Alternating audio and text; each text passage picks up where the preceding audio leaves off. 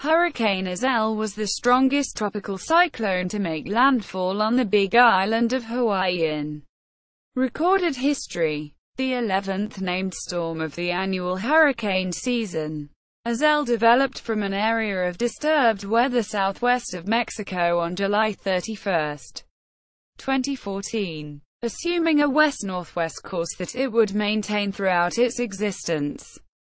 Generally favorable atmospheric conditions allowed for gradual strengthening, with the cyclone attaining hurricane status a day after formation. Continued strengthening progressed for several days up until August 4, when Iselle reached peak intensity with maximum sustained winds of 140 miles per hour, 220 kilometers per hour, and a minimum barometric pressure of 947 millibars. HPA, 27.96 inHg, making it a Category 4 hurricane. Thereafter, Iselle encountered hostile environmental conditions and quickly weakened before making landfall on the Big Island on August 8 as a moderate tropical storm. Its passage over the island disrupted the cyclone, and Iselle later dissipated on August 9. Widespread precautionary measures took place across Hawaii as forecasts indicated the potential for a Hawaiian landfall as early as August 2. Then Governor Neil Abercrombie signed an emergency proclamation into effect, and numerous government facilities were closed. Several airlines cancelled flights servicing the archipelago. Upon making landfall, Iselle brought torrential rainfall and caused strong winds which resulted in widespread power outages and downed trees. The storm caused heavy crop damage, estimated at $66 million, 2014 United States dollars, including 60% of the state's papaya that was lost. This was enough to be classified as an agriculture disaster, and was eventually declared a disaster by Federal Emergency Management Agency after initially being denied. The storm also killed one person on Kauai as a result of flooding. Meteorological history. In late July 2014, computer models began to indicate the possible formation of a low-pressure area off the coast of southwestern Mexico, prompting the National Hurricane Center, NHC, to assess the region with a low probability of tropical cyclogenesis on July 24. These forecasts began to come to fruition on July 28 when an area of thunderstorms associated with a tropical wave developed off the Mexican coast, tracking westward in favorable conditions. The system organized over the following days. A tropical depression formed by 12:00 UTC on July 31. 6 hours later, the NHC upgraded the depression to Tropical Storm Iselle due to the system's organization and the detection of tropical storm force winds by the METOP-B scatterometer. At the time, Iselle was located roughly 1,075 miles, 1,730 kilometers, southwest of the southern tip of the Baja California Peninsula. Steady intensification continued after formation, with the NHC indicating the possibility of rapid intensification. On August 1, Iselle began to develop an eye, and this progressive pattern of organization prompted the NHC to upgrade the storm to hurricane status at 00:00 UTC the following day. Although favorable conditions allowed for the uninhibited growth of Iselle early in its development, moderate wind shear briefly impacted the hurricane on August 2, preventing thunderstorms from intensifying and causing the storm to become slightly malformed vertically. However, these conditions abated shortly afterwards, allowing Iselle to resume strengthening and reach Category 2 hurricane status late that same day, with wind shear no longer impinging on the organization of Iselle. The tropical cyclone gradually became more symmetric, allowing for the hurricane's once ragged eye to clear itself of cloud cover and the storm to intensify to major hurricane status on August 3, attaining some annular tropical cyclone characteristics. Iselle reaching Category 4 strength at 12:00 UTC on August 4. Consequently, Iselle reached peak intensity at 18:00 UTC with maximum sustained winds of 140 miles per hour, 220 kilometers per hour, and a minimum barometric pressure of 947 millibars. HPA 27.96 inHg. At the same time, the hurricane exhibited in 30 miles, 45 kilometers, I across. Following peak intensity, the combination of increasing wind shear and lowering sea surface temperatures began to slowly weaken Iselle, bringing it below Category 4 intensity early on August 5. Continued wind shear caused the storm to further degrade and its eye to become ragged in appearance. The NHC downgraded Iselle below major hurricane intensity at 18:00 UTC that day. At 00:00 UTC on August 6, forecasting responsibility transferred from the NHC to the Central Pacific Hurricane Center, CPHC. Although wind shear began to decrease thereafter, abundant dry air caused Iselle to rapidly weaken, dropping to Category 1 intensity on August 6. However, the suppressed wind shear allowed for the hurricane to reorganize and maintain a large eye as it tracked towards Hawaii, and Iselle reached its secondary peak intensity with winds of 100 miles per hour, 155 kilometers per hour, at 00:00 UTC on August 7, making it a minimal Category 2 hurricane. Only slow degradation of Iselle's structure followed, though on August 7, the storm's eye had faded and the CPHC estimated that Iselle had weakened to a minimal hurricane, becoming increasingly disorganized. Iselle weakened to a tropical storm the next day before making landfall at 12:30 UTC along the Kau coast of Hawaii Island with winds of 60 miles per hour, 95 kilometers per hour. The mountainous terrain of the island largely disrupted the main cyclonic circulation of Iselle, which manifested as a collection of small vortices south of the Hawaiian Islands. Due to the loss of any sustained thunderstorm activity at the storm's center, the CPHC decided to downgrade Iselle to a remnant area of low pressure on August 9. At the time, the disturbance was centered roughly 200 miles, 320 kilometers, west-southwest of Honolulu. Preparations. At 21:00 UTC on August 5, the CPHC issued a tropical storm watch for the island of Hawaii.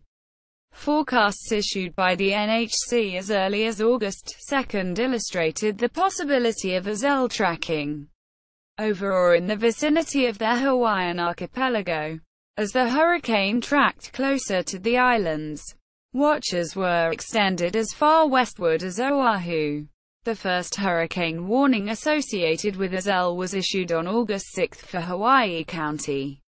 Later that day, a tropical storm warning was issued for Maui, Molokai, Lanai, Kuhulu, and Oahu. By early on August 7, the tropical storm warning was extended to include Kauai, placing all of the main Hawaiian islands under some form of tropical cyclone warning. The potential for flooding also resulted in the issuance of a flash flood watch for the entirety the island chain. By August 9, all warnings were lifted as Iselle no longer posed a threat to the islands. In anticipation for the potential impacts of both Iselle and Hurricane Julio, Hawaii Governor Neil Abercrombie signed an emergency proclamation, thereby allocating resources to future relief and mitigation operations. Maui County Mayor Alan Arakawa issued a state of emergency for his respective county due to the impending threat of the storm. The heightened sense of urgency prompted residents to stock up on necessities.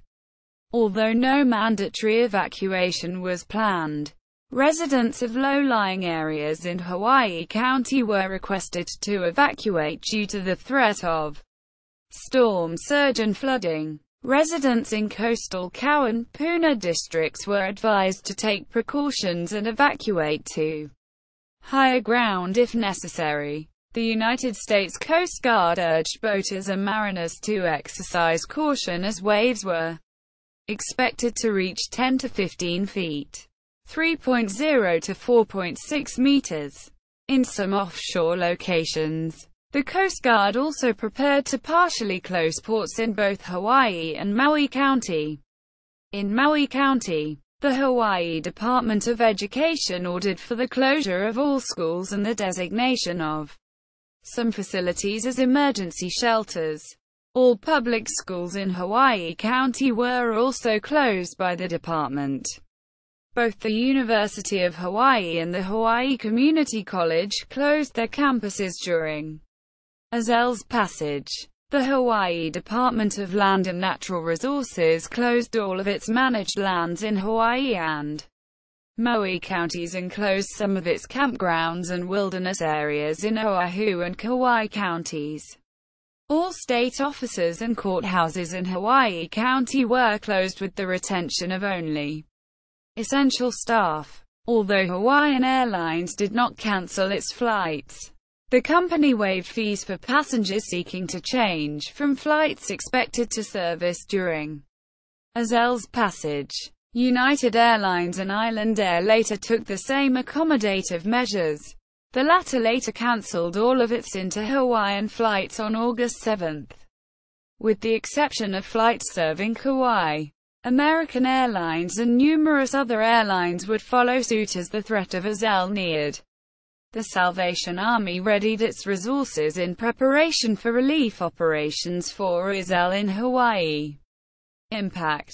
Tropical storm force winds affected much of the state as Iselle moved through. Except Niihau, the rest of their Hawaiian islands all reporting gusts over 39 miles per hour, 63 kilometers per hour. Hurricane-force winds were confined to Mauna Kea on the Big Island, where a peak gust of 96 miles per hour, 154 kilometers per hour, was observed. Heavy rains affected most of the southern islands, with some areas of the Big Island seeing more than 12 in 300 millimeters, due to orographic lift from the southerly flow on the backside of Iselle. The greatest total was at the Hakalalau Forest National Wildlife Refuge, where 15.25 in 387 millimeters was observed. Areas on the leeward side of the island saw substantially less rain. Kona International Airport received only 0.04 in 1.0 millimeters during the storm's passage. Kauai saw rains in excess of 6 in 150 millimeters in several areas and a maximum of 9.58 in 243 millimeters. At a United States Geological Survey station along the Kilahana Ridge, totals peaked at 4.22 in 107 millimeters. To the north on Oahu, while Molokai and Lanai received generally negligible totals. Swells from hurricanes Iselle and Julio also produced 6 to 10 feet, 1.8 to 3.0 meters. Waves along the eastern shores of the Hawaiian Islands.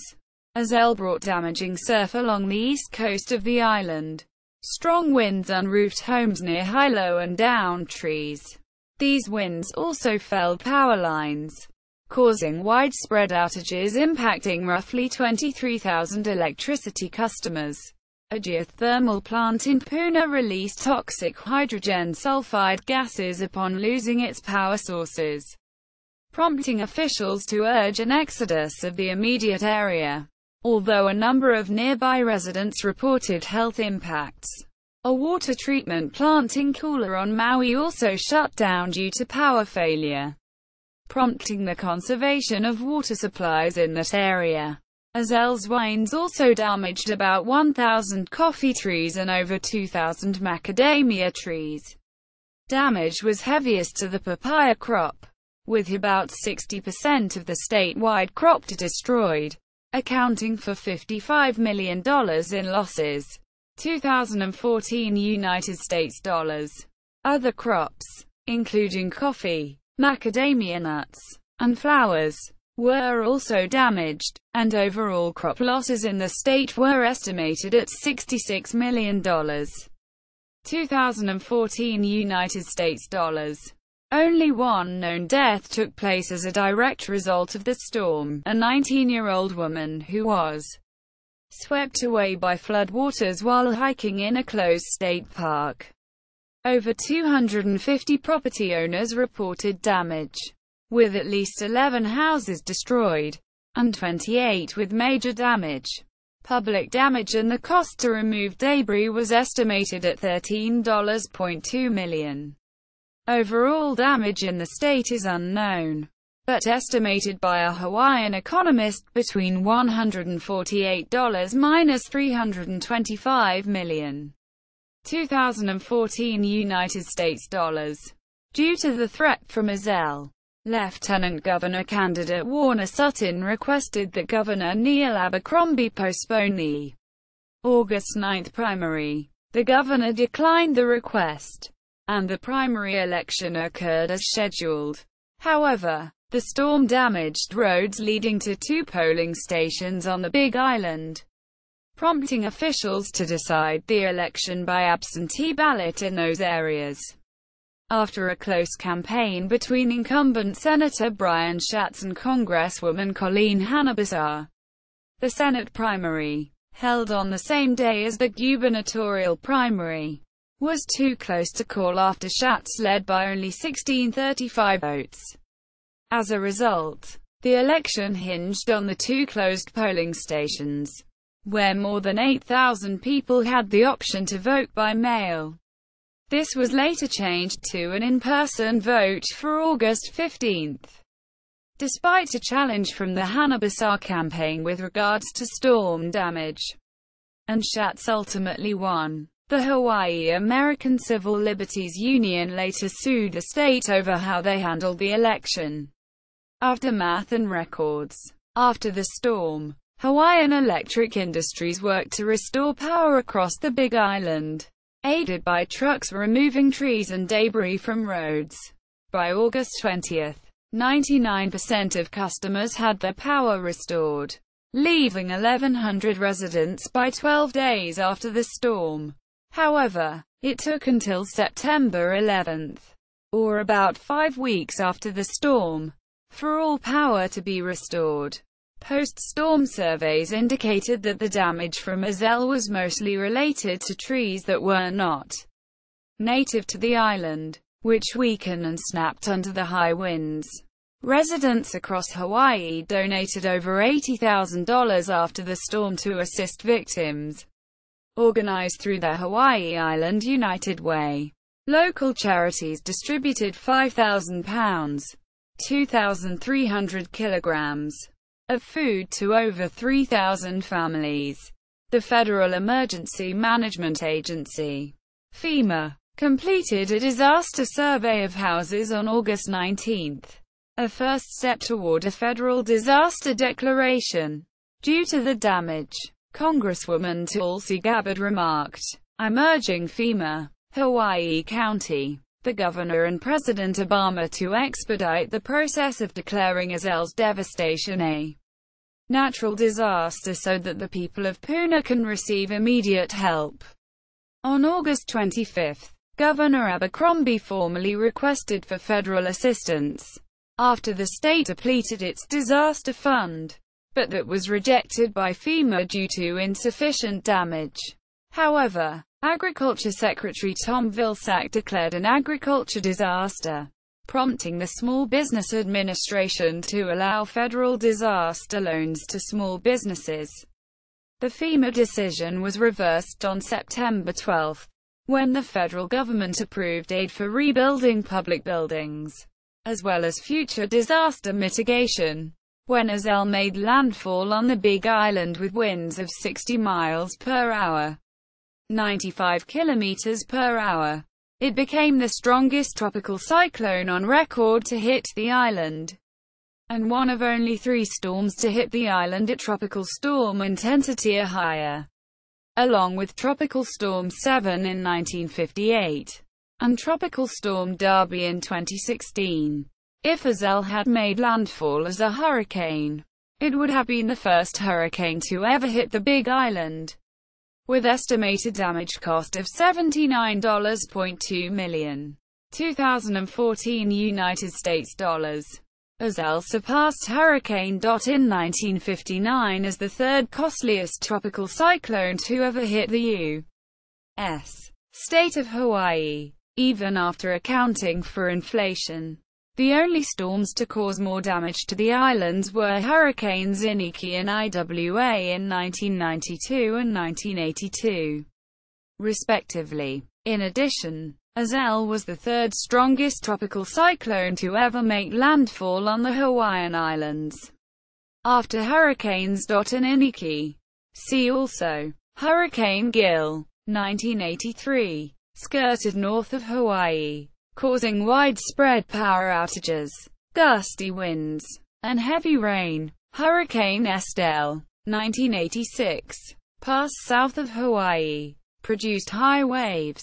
Hurricane Daniel, 2006, long-lived an annular hurricane whose remnants brought minor flooding to Hawaii. Tropical Storm Flossie, 2013, tracked near the Hawaiian Islands from the east, bringing stormy conditions. Hurricane Derby, 2016, made landfall as a weaker tropical storm in the same area as Iselle. Just 2 years later, the National Hurricane Center's Advisory Archive for Hurricane Iselle, the National Hurricane Center's Graphics Archive for Iselle,